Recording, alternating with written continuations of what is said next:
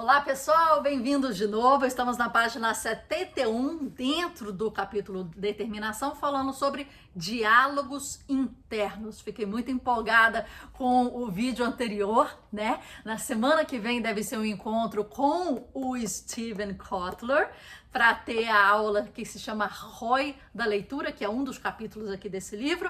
E como prometido, depois eu vou soltar um vídeo aqui para vocês falando sobre qual foi o aprendizado que eu tive com ele, o que ele trouxe de insights, mas fiquem atentos e ligados, especial para vocês, tá bom? Vamos começar aqui a leitura, página 71. Se você quer controlar seus pensamentos, diálogos internos positivos são um bom começo. Existem apenas 2 tipos de pensamentos, explica Michael Gervais. Os que nos restringem e os que nos expandem. Pensamentos negativos restringem, pensamentos positivos expandem. É possível perceber a diferença. Queremos expandir. O diálogo interno positivo tem a ver com escolher pensamentos que proporcionam um pouco mais de espaço. Pensamentos restritivos são aqueles do tipo: isso é um saco, eu não consigo lidar com isso, por que minha vida é tão injusta assim? Eles reduzem as opções e as habilidades. Os pensamentos positivos são os opostos. Escolho estar aqui, o que eu tenho é isso, definitivamente eu posso melhorar. No entanto, para que isso funcione de fato, você precisará de muito mais diálogos internos positivos do que você pensa. Barbara Fredrickson, da Universidade da Califórnia do Norte, descobriu o índice de positividade, ou o fato de que são necessários 3 pensamentos positivos para anular um único pensamento negativo, 3-1, escreveu ela em um artigo recente de jornal, é a proporção que descobrimos ter o ponto de virada, além do qual o impacto total das ações positivas é desencadeado. Uma vez desencadeado, o impacto é Uma vez desencadeado, o impacto é considerável. Diálogos internos positivos levam a emoções positivas, o que expande a perspectiva, conferindo-nos uma capacidade de elaborar planos de ação além de nossas rotinas normais.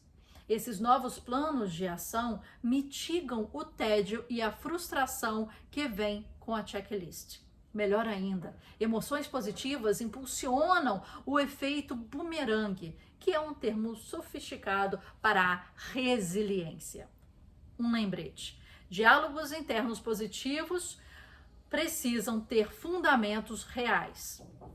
Quando tentamos nos estimular com pretensões falsas, o cérebro não se deixa enganar. Somos ótimos para detectar a incompatibilidade entre fatos e ficções internas. É por isso que afirmações tendem a sair pela culatra. Se você está dizendo a si mesmo que é um milionário, mas na verdade trabalha no caixa do supermercado, o cérebro sabe disso. Descobrimos que a disparidade entre a afirmação fantasiosa e a realidade factual é grande demais e o resultado é desmotivador. A melhor maneira para conversar consigo mesmo é se lembrar de coisas que você sabe que são verdadeiras. Se houve momentos em que você se deparou com desafios similares ou bem-sucedido, é bom começar por isso. Informações reais sempre superam aspirações do estilo nova era. Próximo subcapítulo, gratidão. Então, só para fazer um paralelo aí, né? Eu tô lendo um livro muito interessante, indico para vocês também, eu já comentei aqui, A Escola dos Deuses, do Hélio Dana. E ali ele fala uma coisa muito interessante, bate nessa tecla sempre, o sonho é realidade. O sonho é mais real do que qualquer coisa.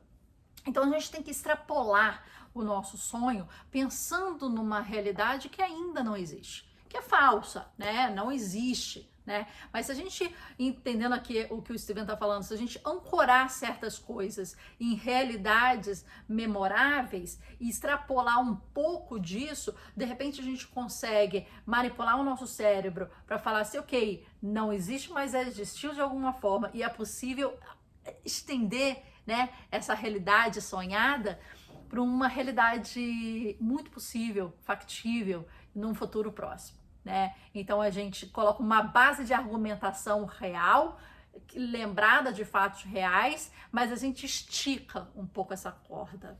Não sei se é isso que ele pretende aqui. Vamos continuar lendo. Gratidão. Nossos sentidos coletam 100 milhões de bits de informações por segundo. É muita coisa para um cérebro administrar.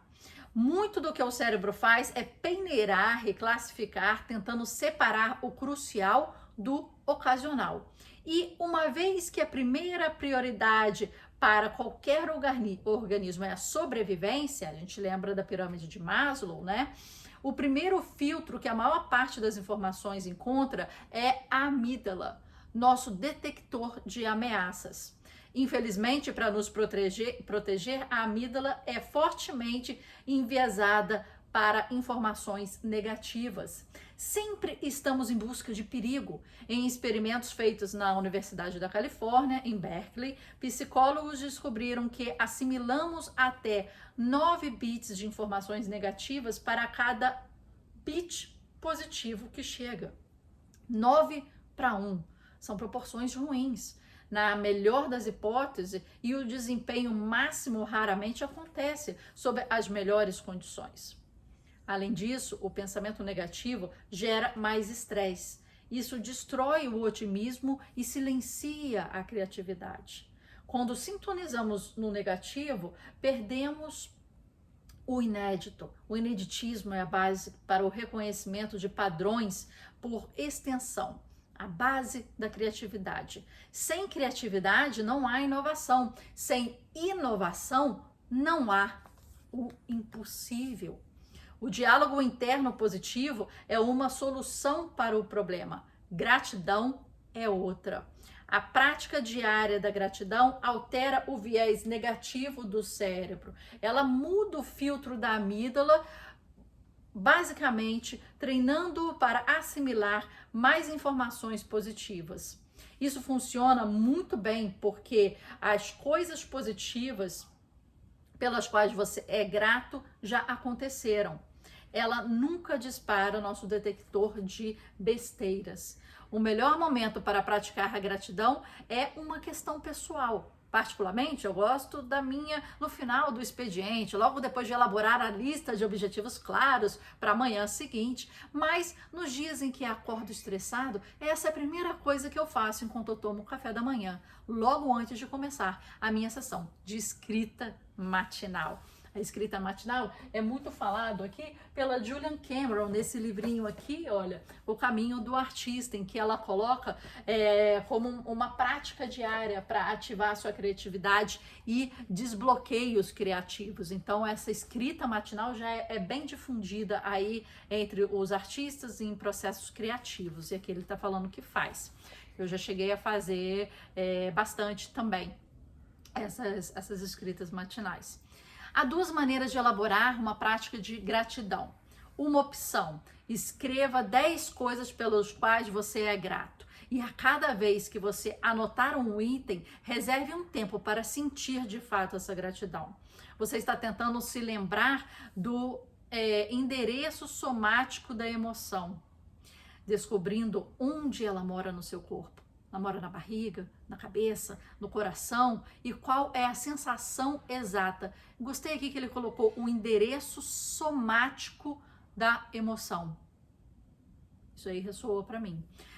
Opção 2, escreva 3 coisas pela qual você é grato e faça um parágrafo descritivo para uma delas. Enquanto o escreve, certifique-se mais uma vez de focar o endereço somático da sua gratidão. Em ambas as opções funcionam e as duas começarão a mudar a sua percepção, guiando o índice de positividade para uma direção mais ideal. e não leva muito tempo. A pesquisa revela que até 3 semanas de gratidão diária são suficientes para começar a reconexão.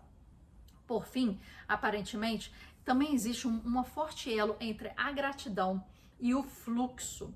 Em uma pesquisa conduzida pelo Flow Research Collective, que é a empresa dele, em que ele, o pessoal da empresa dele me apresentou o programa, Catalyst, dessa empresa dele, e pelo neurocientista Glenn Fox, da USC, percebemos uma ligação direta entre a prática diária da gratidão e o estilo de vida de fluxo elevado. Por quê? Parece que o otimismo e a confiança produzidas pela gratidão reduz a ansiedade, o que nos deixa menos receosos para ir além do limite das nossas capacidades e mais capazes de admirar o ponto ideal entre desafio e habilidades, o gatilho mais importante do fluxo. Então você está vendo aí que ele falou algumas coisas importantes.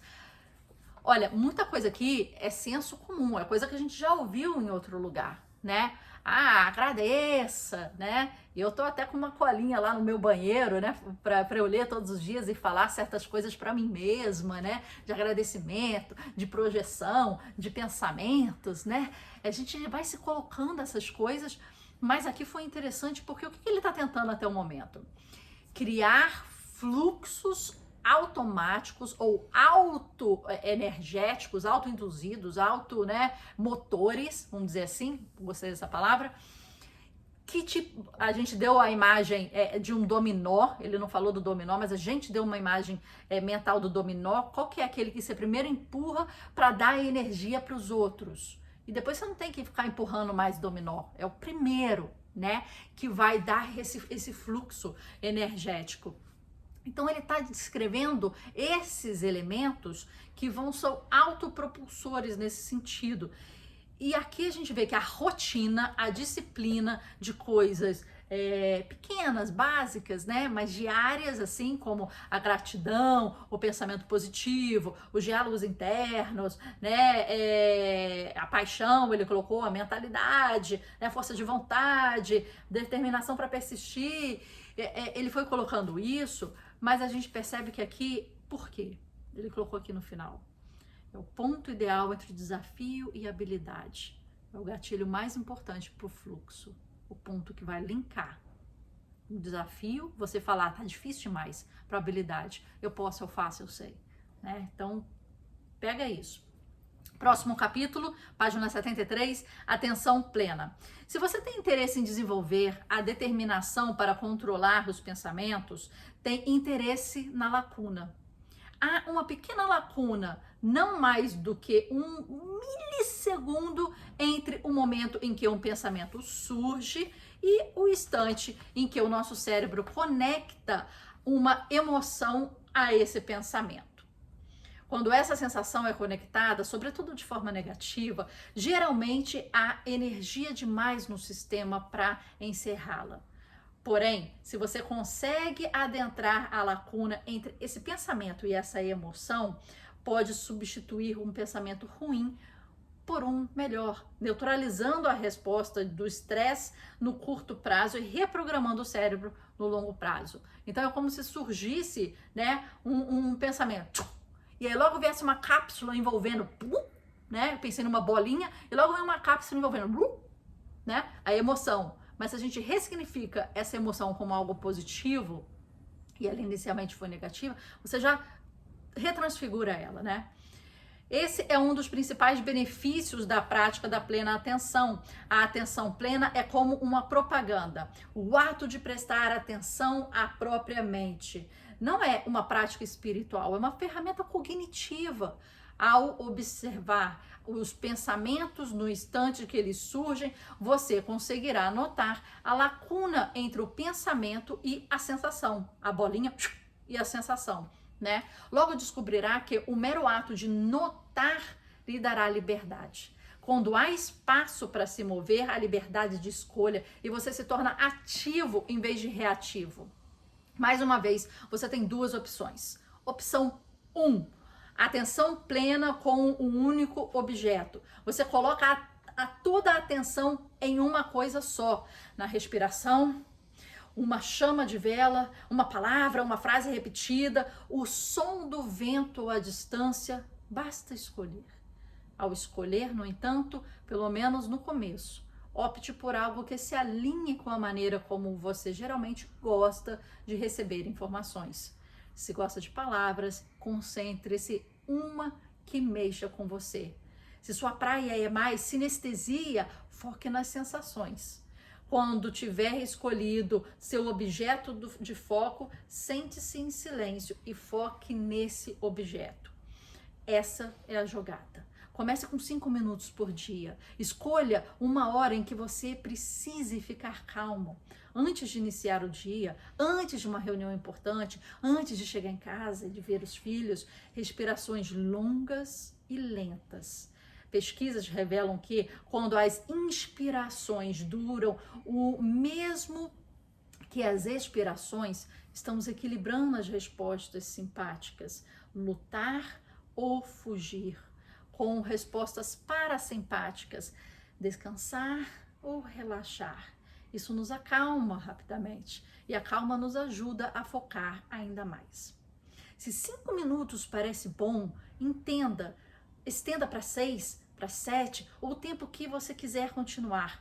Estudos mostram que conseguimos reduzir o estresse e diminuir a ansiedade com até 5 minutos de atenção plena por dia.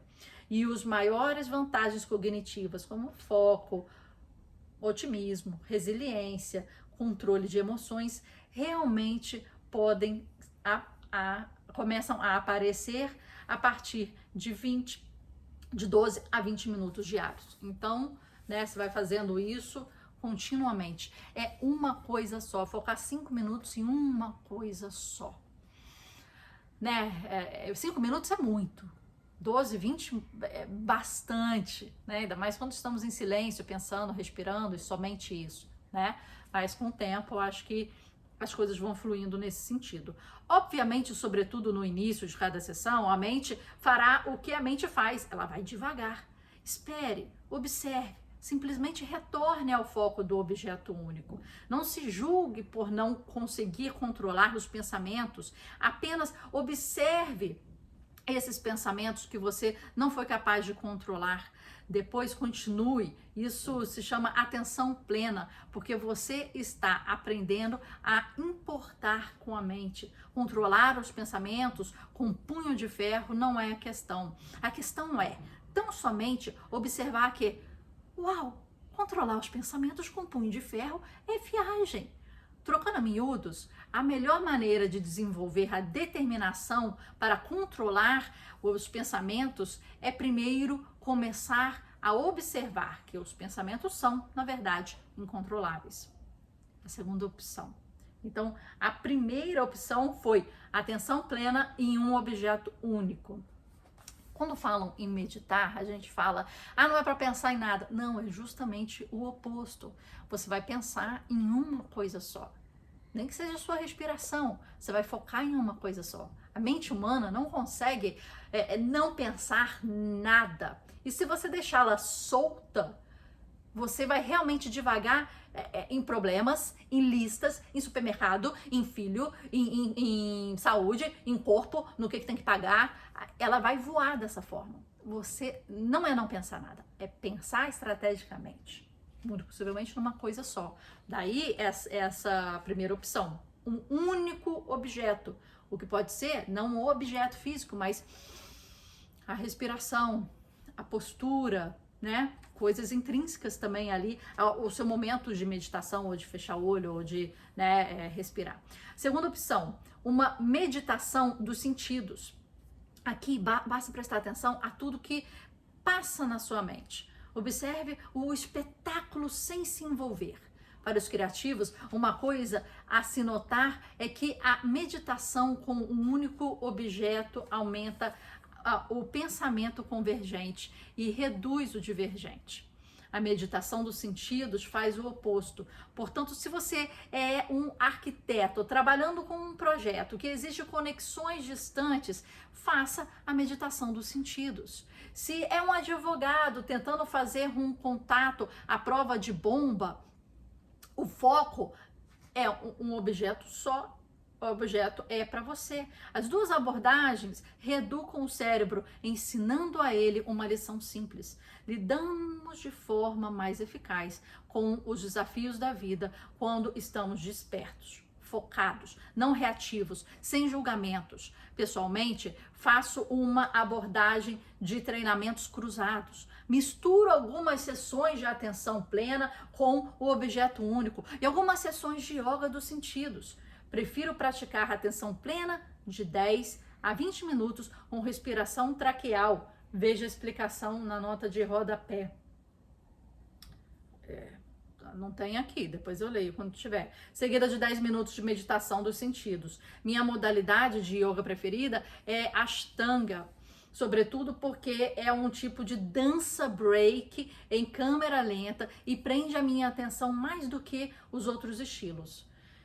De uma forma, em virtude do Ashtanga enfatizar a concentração e a respiração, os instrutores tendem a falar menos, o que é importante se você está tentando aplicar a prática para aprender como ampliar a lacuna entre o pensamento, que a gente colocou aqui uma bolinha, e a sensação. É o que encapa a bolinha. Isso posto, não presuma que o que funciona para mim funcionará para você. Conduza o seu próprio experimento. Acho isso ótimo e é muito importante conduzir o seu próprio experimento. A pessoa que pode falar assim, yoga, mas para você às vezes é um heavy metal que funciona, é um muay thai que funciona. E vai nisso, né? Vai nisso, não tem problema nenhum.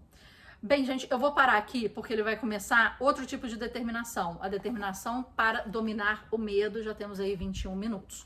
Então, a gente fez aqui antes, a determinação aqui, gratidão, atenção plena, diálogos internos, a determinação para controlar os pensamentos. A gente finalizou isso aqui. Agora a gente vai entrar na do medo. Isso é muito importante, porque o medo, ele é muito...